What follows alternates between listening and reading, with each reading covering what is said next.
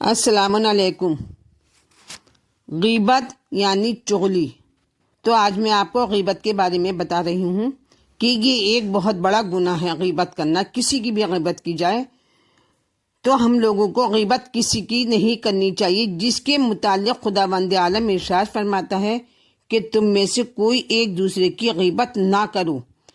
کیا تم میں سے کوئی یہ بات پسند کرے گا کہ وہ اپنے مردہ بھائی کا گوشت کھائے؟ ایسا کوئی انسان نہیں پسند کرے گا۔ تو غیبت یعنی چغلی ایک ایسا گناہ ہے کہ توبہ کے علاوہ جب تک وہ مومن بھی نہ بخش دے جس کی چغلی کی گئی ہے تو خداوند عالم بھی نہ بخشے گا۔ مثال کے طور پہ مان لیجئے کہ آپ دن رات عبادت کرتے ہیں اور اپنا سکھ چین بھی نہیں دیکھتے ہیں، اور آپ تو یہ سمجھ رہے ہیں کہ ہمارے پاس بہت نیکیاں اکٹھی ہیں، ہم اتنے نمازیں پڑھتے ہیں، ہم اتنا روزہ رکھتے ہیں، ہم غریبوں مسکینوں کو دیتے ہیں، اور آپ کو یہ پتہ نہیں چلے گا کہ ہم نے کون سی غیبت کی ہے، کسی بھی غیبت کس کی غیبت کی ہے اور کس کی غیبت سنی ہے۔ یہ آپ کی نظر میں کوئی غلطی پتہ ہی نہیں چلتی ہم لوگوں کو، اور اس طرح ہم لوگوں کا دھیان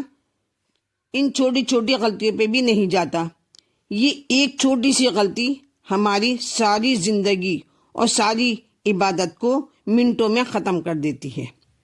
مثال کے طور پہ آپ اپنی پاکٹ میں بہت سے پیسے رکھ کر مارکیٹ شاپنگ کرنے جا رہے ہیں، تو جب آپ شاپنگ کر چکیں گے وہاں سے اور اپنی پاکٹ سے پیسے نکالیں گے تو آپ کو پتہ چلے گا کہ کسی نے آپ کی جیب کاٹ لی، تو آپ کو کتنا دکھ ہوگا اس بات کا کہ میں نے سالوں سے یہ پیسہ جوڑ کر اس کام کے لیے رکھا تھا کہ میں شاپنگ کروں گا اور 1 منٹ میں میری جیب کٹ گئی۔ بالکل اسی طرح آپ پوری لائف، پوری زندگی کے اعمال جو آپ نے راتوں کو جاگ کر نماز تہجد پڑھی، اعمال کیے، قرآن کی تلاوتیں کی، غریب مسکینوں کو دیا، وہ ایک چھوٹی سی غیبت سے سب 1 منٹ میں برباد ہو جاتے ہیں۔ تو یہ دھیان رکھیے کہ آگے سے آپ لوگ غیبت نہیں کریں گے اور نہ سنیں گے۔ جناب رسالت میں آپ صلی اللہ علیہ وسلم فرماتے ہیں کہ غیبت کرنا زنا سے بھی بدتر ہے، اور بعض لوگ غیبت کرتے ہیں، اگر ان کو اس وقت ٹوکا جائے جب وہ غیبت کرتے ہیں اور ان کو ٹوک دیا جائے تو وہ کہہ دیتے ہیں کہ یہ غیبت نہیں ہے، ہم تو اس کے منہ پر بھی کہہ دیں گے۔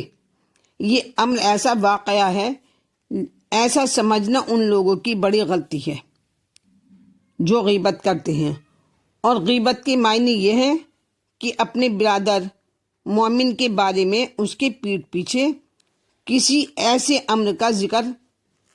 کیا جائے کہ اگر اس کے کان میں وہ کلمہ پڑھے جو آپ نے غیبت کری ہے، اگر وہ انسان سنے تو اسے صدمہ نہ پہنچے، خواہ وہ اس کا جسمانی عیب ہو، جیسے لنگڑے کو لنگڑا کہنا، اندھے کو اندھا کہنا، یا کوئی نسبی یا اخلاقی عیب لگانا، ورنہ اگر حقیقت میں وہ عیب اس مومن میں نہ ہو تو ایسی بات کہنا جھوٹ میں داخل ہوتا ہے۔ البتہ کسی کافر یا منافق یا دشمن اہل بیت کی عیب بیان کرنا غیبت نہیں ہے۔ اسی طرح کسی مظلوم کا ظالم کے متعلق فریاد کرنا، یا کوئی نیک مومن جو ایک بدکار کے پاس اٹھتا بیٹھتا ہے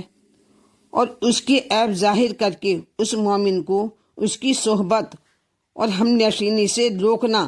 یا کسی ایسے شخص کا عیب ظاہر کرنا جو کھلم کھلا ایسا بدکار ہے کہ اپنی بدکاری کو عیب نہیں سمجھتا،